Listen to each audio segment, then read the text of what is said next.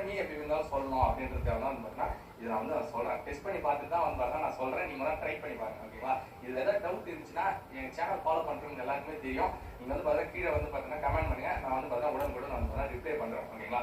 சரி, ஃபர்ஸ்ட் வந்து பார்த்தா எப்படி பண்ணலாம் அப்படின்னு நான் சொல்கிறேன். ஓகேங்களா? ஃபர்ஸ்ட் வந்து பார்த்தீங்கன்னா ஒரு ப்ராடக்ட் வந்து நீங்கள் வாங்கிடுவீங்க. ஓகேங்களா? வாங்கிட்ட பிறகு அந்த ப்ராடக்ட் வந்து உங்களுக்கு பிடிக்கலையோ அல்லது ஏதோ டேமேஜ் ஆயிடுச்சோ, ஓகேங்களா, அதில் வந்து பார்த்தீங்கன்னா ஆப்ஷன் ரீப்ளேஸ்மெண்ட் தான் இருக்கும் ஃபர்ஸ்ட்.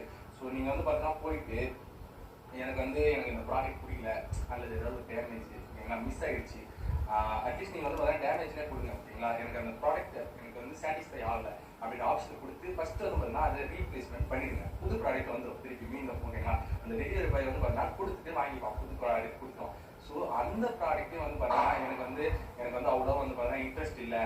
ஓகேங்களா? எனக்கு வந்து இந்த ப்ராடக்ட் வந்து பார்த்தீங்கன்னா எனக்கு அவ்வளோ திருப்திகரமாக இல்லை அப்படின்னு சொல்லிட்டு அந்த ப்ராடக்ட்டையும் வந்து பார்த்தீங்கன்னா நீங்கள் ரீப்ளேஸ்மெண்ட் பண்ணலாம் அப்படின்னு போகும்போது உங்களுக்கு வந்து பார்த்தீங்கன்னா ரீப்ளேஸ்மெண்ட் ஆப்ஷன் வந்து காட்டவே காட்டாது, ரீஃபண்ட் ஆப்ஷன் தான் காட்டும். ஓகேவா? ஸோ வந்து பார்த்தீங்கன்னா உங்களுக்கு ரீப்ளேஸ்மெண்ட் ப்ராடக்ட் வந்து பார்த்தீங்கன்னா ஒரு ரீஃபண்டாக வந்து பார்த்தீங்கன்னா மாற்றிக்க முடியுற ஆப்ஷன் வந்து அந்த இடத்துல நம்மளுக்கு கிடைக்குது. ஓகேங்களா? இதை வந்து நான் ட்ரை பண்ணி பார்த்துட்டு அந்த காசு வந்து பார்த்தீங்கன்னா என் பேங்க்ல ஏறினோடனே வந்து பார்த்தீங்கன்னா இந்த வீடியோவை நான் போடுறேன். ஓகேங்களா?